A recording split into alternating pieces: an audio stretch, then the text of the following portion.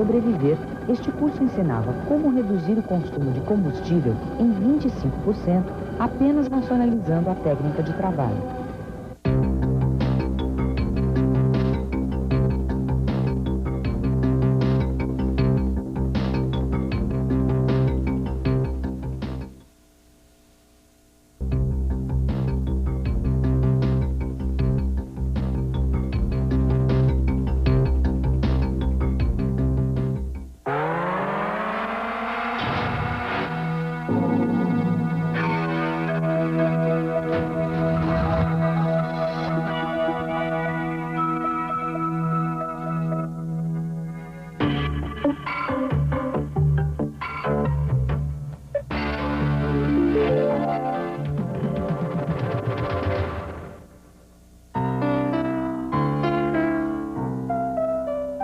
Você sabe o nome disso aqui, né?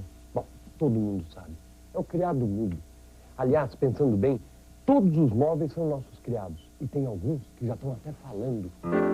Sem ele, a gente não conseguiria viver no mundo de hoje. Você duvida? Então tenta imaginar, só imaginar o nosso mundo sem nenhum móvel. E agora? Se eu quiser me deitar, não tem cama. Se eu quiser escrever, vou ter que botar o papel no joelho, porque não tem mesa. Você não acha que os móveis fazem falta? E como é que eu faço agora se eu não quiser sentar no chão sem uma cadeira? Bom, agora você vai ver como se faz.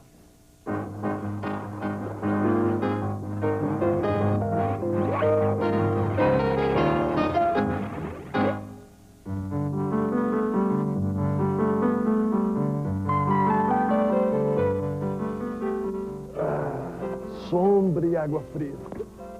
Tá com inveja, né? Hoje em dia isso aqui, a rede, só é usada nas horas de folga. Mas no Brasil, durante séculos, a rede foi o único tipo de móvel que existia. No tempo em que esse país era habitado somente pelos índios, aliás, não apenas as redes, mas as aldeias inteiras eram móveis. Porque na sua maioria, os povos indígenas eram nômades e viviam mudando para lá e para cá. Por isso a rede faz tanto sucesso até hoje em dia. A rede é facílima de instalar, fácil de transportar. E nela você pode fazer tudo. Você pode se deitar, você pode sentar, conversar, embalar uma criança. No fundo, todas servem para a mesma coisa e são usadas do mesmo jeito. A rede é um típico produto da sociedade indígena. Já na nossa sociedade, é tudo diferente. Os móveis, por força até do seu próprio nome, mudam de forma, de função e de lugar o tempo todo. Se transformam radical e sensivelmente conforme a época, o local e o tipo de gente que os utiliza. Quem não mora numa aldeia indígena tem que pensar em móveis que durem bastante e que atendam às necessidades domésticas. Por exemplo, móvel para deitar, móvel para guarda-roupa, móvel para apoiar a televisão. E isso só no quarto. Lá embaixo tem mais.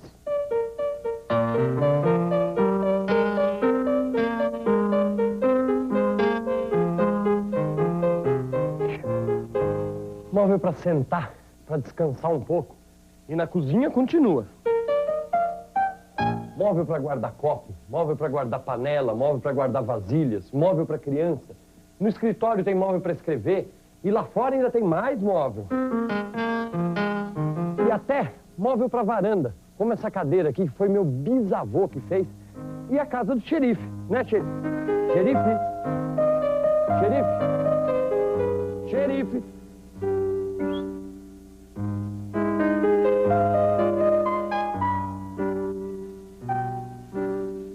Mas os móveis não se diferenciam apenas quanto ao uso.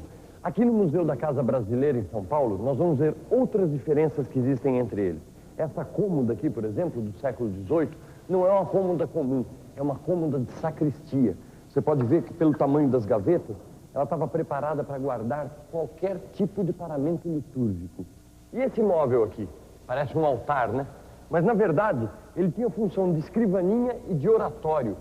Ele também é do século XVIII. Agora, imaginem colocar aqui um computador. Ia ter que fazer furos para passar a fiação e, evidentemente, estragar a peça. Essa cadeira aqui, por exemplo, é um móvel exclusivo, desenhado por Javé. É uma obra de arte contemporânea. Então Todos esses móveis não se destacam pela sua utilidade ou praticidade, e sim pelo seu valor histórico e artístico. São peças originais, únicas, exemplos de artesanato, não de indústria. As coisas mudaram muito desde o tempo em que se fazia móveis assim, de madeira toda entalhada, com 1000 detalhes de execução e infinitos requintes de acabamento, como essas peças do século XVIII e XIX. Olha só o tamanho dessa arca. Dava até para transportar uma pessoa aqui dentro. Esses móveis são os antepassados das nossas malas e valizes atuais. No Brasil colônia, quando as pessoas transportavam suas coisas em arcas como essas, os móveis eram verdadeiros artigos de luxo. Poucas pessoas podiam possuir uma peça sofisticada como essa mesa. E sabe por quê? Porque não existiam indústrias na época da colônia. As fábricas eram proibidas por lei. Mesmo depois da liberação, com a vinda da família real para o Brasil, essa situação não modificou muito, não. Nas residências, usava-se bem mais a esteira de palha do que o móvel de madeira. No Brasil colônia, quem precisasse de móveis era obrigado a importar ou fazer em casa mesmo. Daí, a predominância de entalhes simples e linhas retas, como as desse armário. Mas esse jeito de fazer móveis na época da colônia marcou de tal forma a tradição brasileira que acabou se transformando num estilo. Tanto que hoje existe um verdadeiro centro industrial especializado em fabricar móveis antigos. Ou melhor, móveis que reproduzem o estilo colonial. Aqui em Itatiba, no interior do estado de São Paulo, existem cerca de 77 indústrias que empregam 1.500 pessoas dedicadas a reproduzir o mobiliário do Brasil antigo. Toda essa produção ajudou a transformar a cidade num dos maiores polos turísticos da região, que inclusive agora conta com um pavilhão de exposições, que é onde nós estamos. Enfim, no estado de São Paulo, quem pensa em comprar móveis coloniais acaba em Itatiba. Mas além de se especializarem nos móveis coloniais brasileiros, as indústrias da cidade produzem vários outros estilos, como é o caso do colonial americano, Luís XV, Luís XVI, colonial mexicano. Agora, quem faz todos esses móveis? Em Itatiba, a maior parte dos trabalhadores se especializa na própria indústria, mas a formação básica de marceneiro também pode acontecer na escola profissionalizante da cidade. E não pensem que aqui os alunos só treinam habilidades como pregar, lixar, aplainar. Aqui, além dessas técnicas básicas da marcenaria, eles também podem aprender a antiga e nobre arte do entalhe.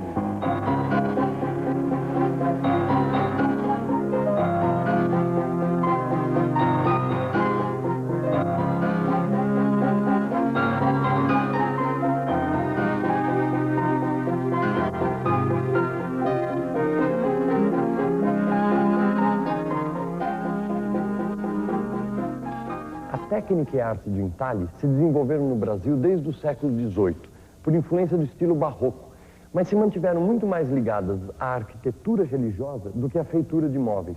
O entalhe sempre foi mais ligado ao artesanato do que à produção em série. No barroco, predominavam as linhas curvas, exuberantes e sinuosas. No Brasil antigo, as linhas curvas e arredondadas eram muito mais difíceis de serem obtidas que as linhas retas. E, acima de tudo, serviam a propósitos meramente estéticos e decorativos. Mas no Brasil de hoje, existe uma indústria de móveis para quem a funcionalidade favorece o conforto, a resistência e o melhor aproveitamento do espaço. Este é o conceito firmado por essa empresa, o metro redondo.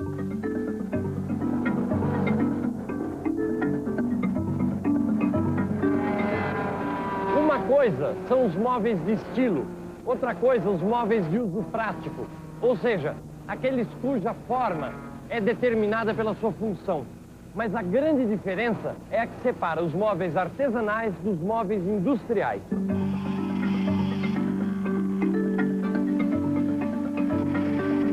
Mas como passamos do artesanato para a indústria? Tudo começou com o final da escravidão e o início da imigração europeia. Isso foi no final do século XIX, quando chegaram aqui os primeiros trabalhadores alemães, austríacos, espanhóis e principalmente italianos.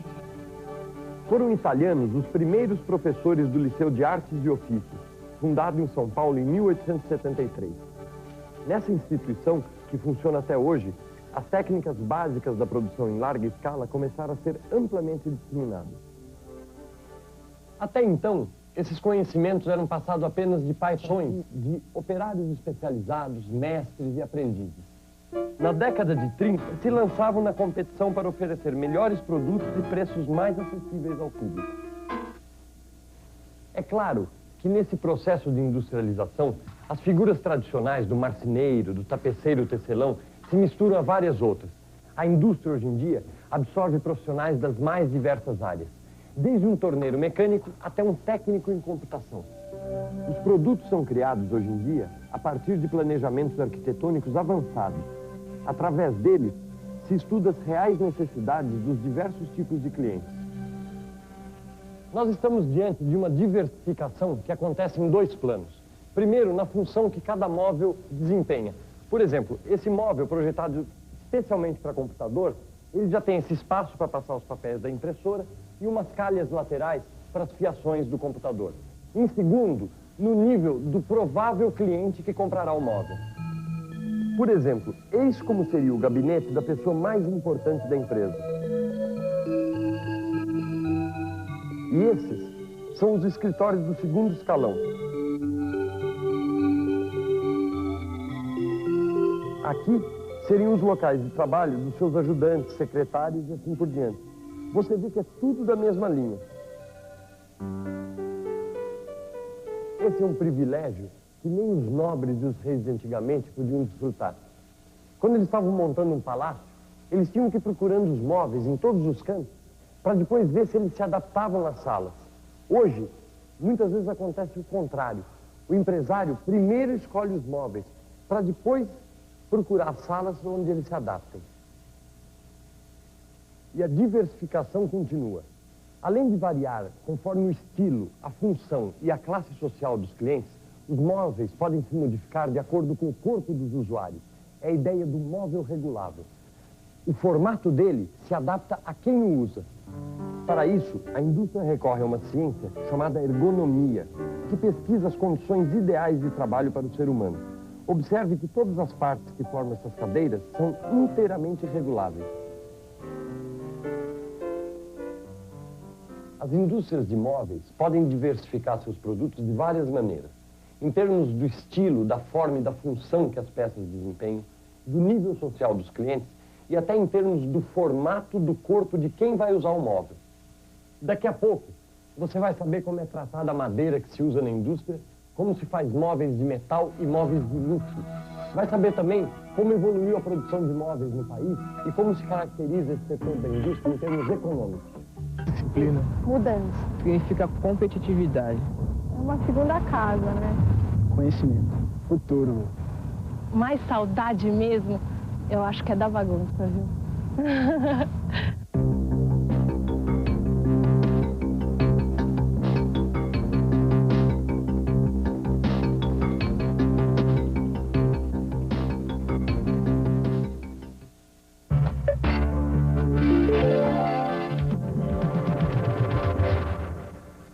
Produzir em série não significa produção padronizada, sem personalidade, sem inteligência. Quem fala isso, na verdade, está dando força a um velho preconceito que atinge a indústria como um todo. Segundo esse preconceito, a fabricação em série tenderia a padronizar e, portanto, a desumanizar todos os produtos, desprezando e desrespeitando as diferenças entre as pessoas que o utilizam. A difusão dessa falsa crença deve-se, em parte, às profecias alarmistas de certos romances e filmes. A empresa que fabrica essas peças também fornece móveis para o Palácio do Planalto e para residências de empresários. Quer dizer, o estilo de trabalho dessa marcenaria se situa naquela fronteira entre a indústria e o artesanato, entre a produção em série e a confecção sob encomenda. Seria muito bom se um dia todo cidadão pudesse adquirir móveis de qualidade, como esses que nós acabamos de ver.